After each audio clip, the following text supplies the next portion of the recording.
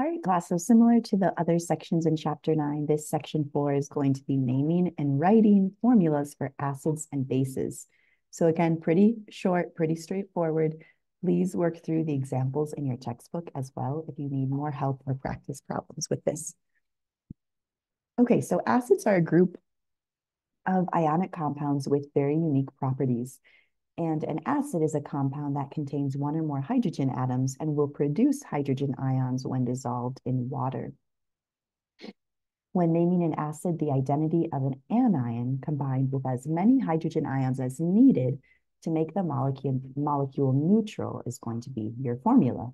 So chemical formulas for acids will be H with an N, so the number of hydrogens, and an X, where X will be the monatomic or polyatomic anion, and N is a subscript indicating the number of the hydrogen ions that you'll need to make it neutral.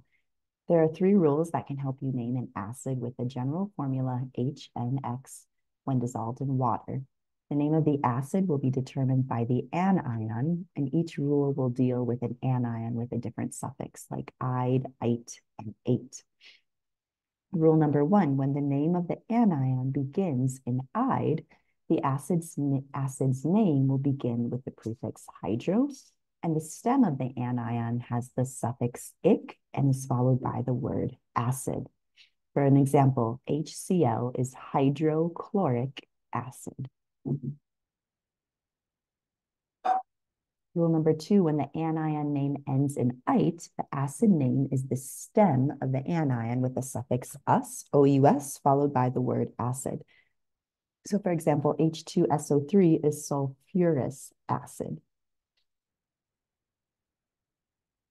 Rule number 3, when the anion stem ends in "ate," the acid name is the stem of the anion with the suffix "ic," followed by the word acid. So this would be HNO3 would be nitric acid.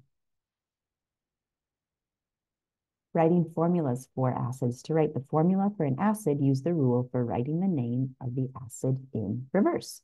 So balance the ionic charges just as you would for any ionic compound. So hydrobromic acid would be HBr.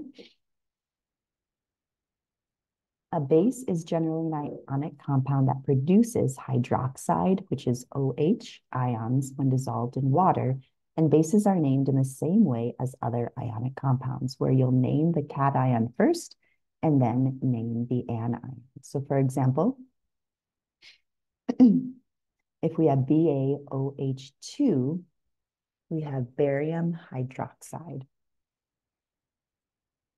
To write the formula for a base, first write the symbol for the metal cation, followed by the formula for the hydroxide ion, and then balance the ionic charges just as you would for any ionic compound.